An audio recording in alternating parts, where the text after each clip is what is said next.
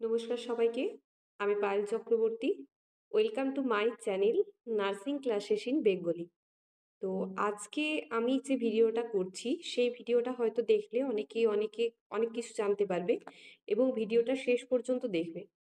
তো যেটা বলার কথা সেটা হচ্ছে যে তোমরা সবাই জানো যে 2024 সালের যে রিক্রুটমেন্ট ব্যাচটা ছিল সেই 2024-এর যে পাস আউট ব্যাচটা ছিল সেই ব্যাচটাকে কিন্তু অলরেডি একটা রেজিস্ট্রেশন দেওয়া হয়েছে।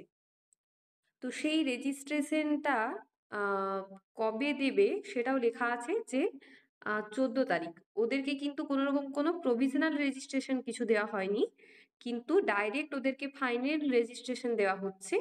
সেটাও 14ই আগস্ট থেকে কিন্তু কালেক্ট করার কথা বলা আছে। তার মানে তোমরা বুঝতেই পারছো নোটিশটা দেখে যে 14ই আগস্ট থেকে যদি কালেক্ট করতে বলা হয় তার মানে 2024 সালের যে ব্যাচটা আছে এই ব্যাচটার হিউজ চান্স আছে কিন্তু এবছর এক্সামে বা ইন্টারভিউতে 2019-22 এবং 2020-23 ব্যাচটার সঙ্গে অংশগ্রহণ করার।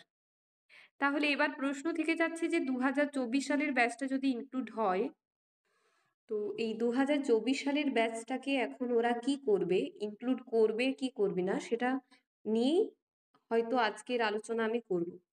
তো প্রথমে দেখো যে এই 2024 সালের ব্যাচটাকে নিয়ে যদিও আজকে হয়তো কোনো রকম কোনো আলোচনা স্বাস্থ্য ভবনে হচ্ছে, কিন্তু তবুও যেটা বলার বিষয় যে 2024 সালের যে ব্যাচটা আছে সেই ব্যাচটা যে এই বছর রিক্রুটমেন্টে অংশগ্রহণ করতে পারবে সেটা এই তড়িঘড়ি রেজিস্ট্রেশনটা দেওয়া এটা একটা ইঙ্গিত দিচ্ছে। কিন্তু স্বাস্থ্য ভবন বা ডাব্লিউবিএনসির পক্ষে পুরো এই 3টে ব্যাচের যে ভাইভা এক্সাম বা ইন্টারভিউ এক্সাম সেই ইন্টারভিউটা কিন্তু নেওয়া অতটাও পসিবল হবে না, কারণ 2020, 2019 এবং 2021 এই 3টে ব্যাচ যদি একসাথে জড়ো হয় তাহলে ঠিক কতটা অ্যামাউন্টের স্টুডেন্ট বার হবে সেটা হয়তো ওনারা আন্দাজ করতে পারছেন।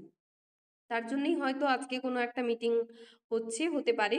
তো সেই বিষয়ে যদি কোনো রিক্রুটমেন্ট রিলেটেড কোনো নোটিশ আসে বা 2024 সালের ব্যাচটাকে নেওয়া হবে কি না এবছর অনেক কিছু প্রশ্ন থেকে যাচ্ছে, সেটা হয়তো যদি কোনো কিছু চেঞ্জেস আসে তাহলে সেটা রাত্রের মধ্যেই কোনো নোটিশের মধ্যে ওনারা জানিয়ে দেবেন।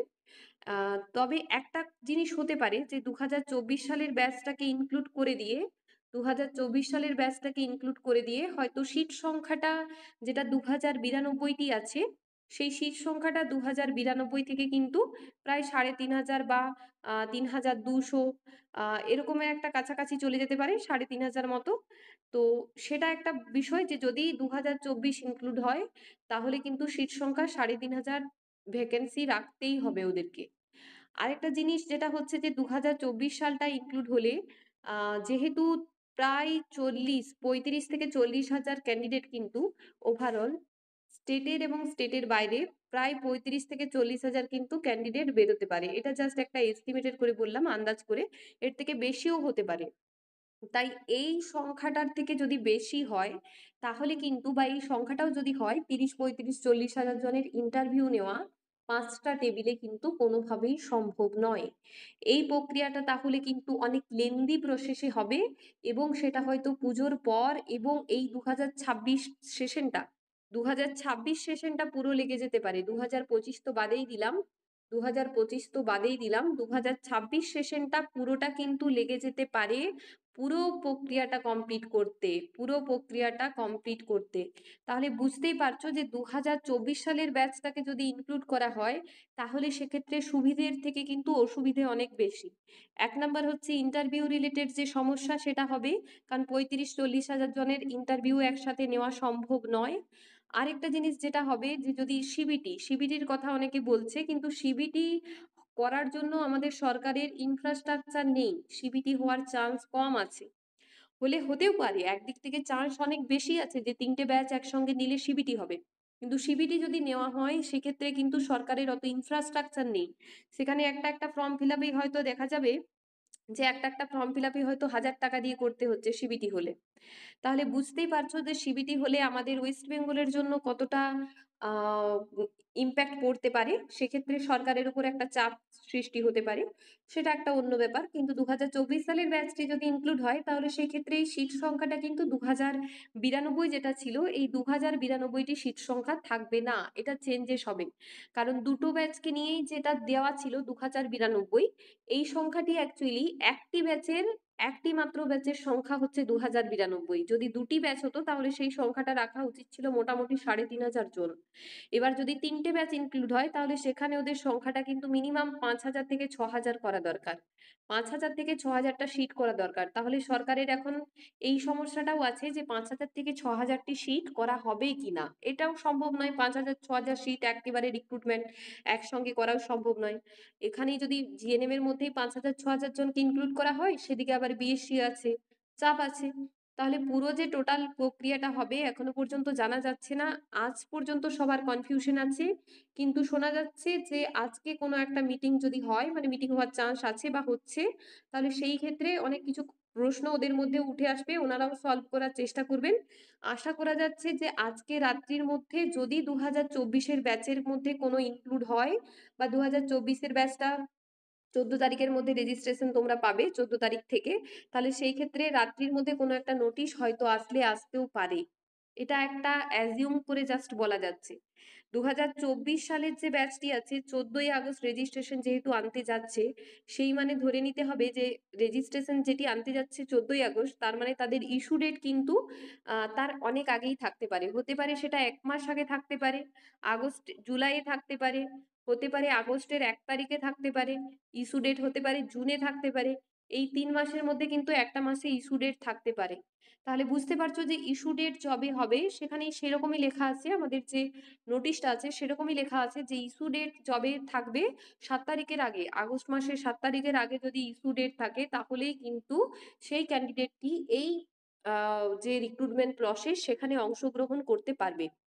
তাহলে 2024 সালের ব্যাচের মধ্যে এখন অনেকের মধ্যে অনেক সংশয় চলছে যে কি হবে না হবে। তো তোমাদেরকে বলবো যে তোমরা 6 মাস পুরোপুরি ভাবে উইদাউট রেজিস্ট্রেশনে ছিলে, কোনো রকম কোনো প্রভিশনাল রেজিস্ট্রেশনও তোমাদের হাতে থাকেনি। তোমরা আর একটুখানি ওয়েট করে যাও যে কি হচ্ছে না হচ্ছে দেখার জন্য, কারণ একটা কিছু নোটিশ আসলেও আসতে পারে যে 2024 সালের ব্যাচটাকে নিয়ে কি করবে, আর নয়তো কোনো সিবিটির কোনো ফরম্যাট হয়তো বার হতে পারে। কারণ যেহেতু ফর্ম ফিল আপ প্রসেস 13 তারিখ থেকেই আছে, তাহলে নতুন একটা ব্যাচকে এই সাথে ইনক্লুড করে দেওয়া মানে ওদের অনেকটা হিউজ চাপ।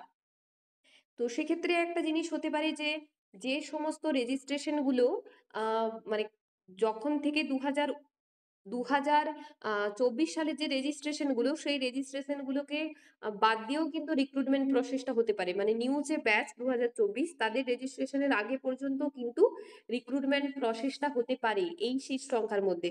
কারণ সরকারের সিবিটি নেওয়ার ক্ষমতা নেই, সিবিটি নাও হতে পারে। আবার একটা জিনিস হচ্ছে যে অতজনকে রিক্রুটমেন্ট সরকার একসাথে করতেও পারবেন না, 5000 6000 রিক্রুটমেন্ট জিএনএম থেকে কিন্তু করতেও পারবেন না। তাহলে এতজন ক্যান্ডিডেট যাবে কোথায়, এই একটা প্রশ্ন আসছে। তাহলে 2024 সালের ব্যাচটা কিন্তু এখনো পর্যন্ত টানাপোড়েনের মধ্যে থাকছো।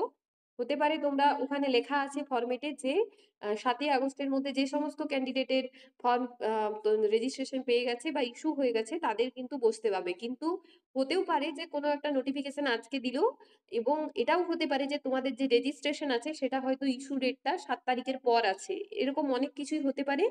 তো তোমাদেরকে একটু বলবো যে সমস্ত যারা 2024-এর ব্যাচ আছো সবাই একটুখানি ধৈর্য রাখো। আর 2021 মানে 2019-22-এর ব্যাচ এবং 2020-23-এর ব্যাচ, এই দুটো ব্যাচের জন্য আশা করা যাচ্ছে একটা কিছু ভালো খবর আসতে পারে। 2019-22 এবং 2020-23-এর জন্য কিন্তু একটা ভালো খবর আসতে পারে।